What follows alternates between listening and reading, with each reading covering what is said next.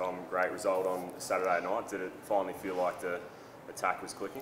Yeah, I think we built off, obviously a slow start, but we built off our forwards. I think once they found their feet and found good structure, I think the backs just fed off that. I think it was really good to watch.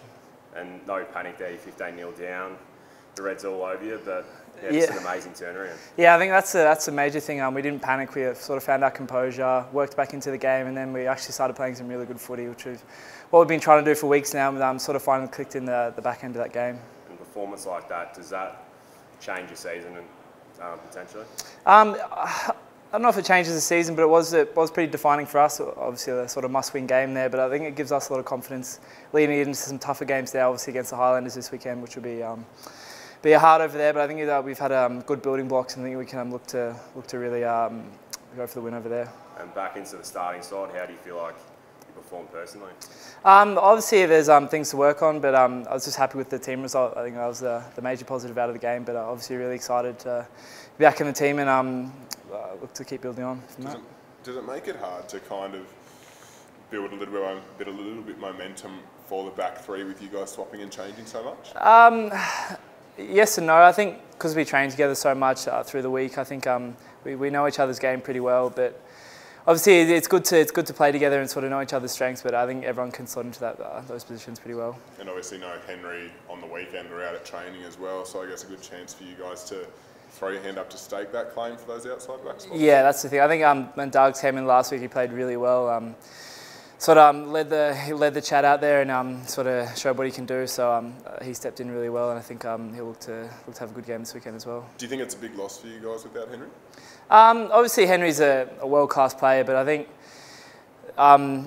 it's obviously losing those sort of players hurt. But I think that's the thing, when you have players like that, Dogs that can step in, I think you don't lose a whole lot.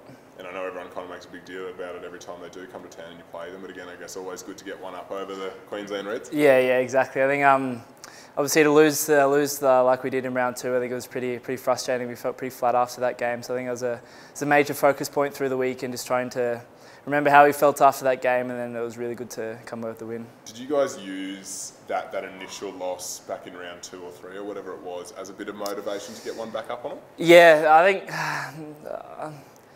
to a sense we did. I think we didn't execute the things we wanted to execute against them, and I think obviously we started slowly, but just the way we fought back and came into that game, I think it really showed what we can do, and I think we really rid our wrongs and came back. What do you think that was kind of the difference between this weekend's game and what we've seen previously? Was it that kind of backs to the wall mentality? I think to a degree, but I think it was just the confidence. I think obviously when our forwards started playing well, I think we just built confidence. I think that's obviously the major thing we found. Once we play with confidence, we play without fear. I think we can do a lot with the ball, and I think we showed that.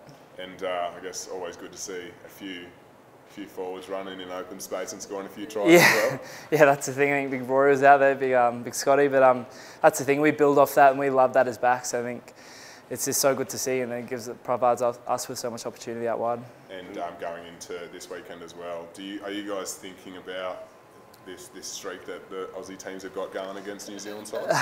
It gets brought up a lot, but we're trying to take that out of our focus point and just looking at sort of we watched a lot of tape on them. We know what we want to attack, and I think that's just the major point. Just focus on what we can control and don't worry about the other stuff. Well, I think it's last time the Brumbies played in Dunedin, they might have actually got a win. Yeah, I think we spoke about that today. The last time we played at I think it's Forsyth Park Stadium, we came away with the win. I think hoping to do that again, but yeah, obviously it's going to be a good game over there. So it's not spoken about too much, that hoodoo and really wanting to end it this weekend?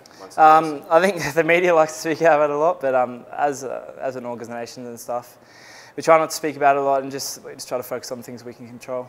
Is it really exciting to come up against the New Zealand team for the first time this year? Yeah, I think they've set the standard in running rugby, and I think it'd be a good starting point to see where we're at against some of those better teams. With those ones there, I guess does it make it a little bit, like you guys have reverted a little bit back towards those kind of rolling mauls and that kind of stuff? Do you think you found that middle ground between having that attacking rugby and having those old faithfuls? Yeah, I think that was probably one of the tougher things coming into the season, is trying to find that balance of obviously playing attacking rugby but then not going too far away from our major strengths. But we sort of found that on the weekend and look to improve that, but definitely trying to find the balance there.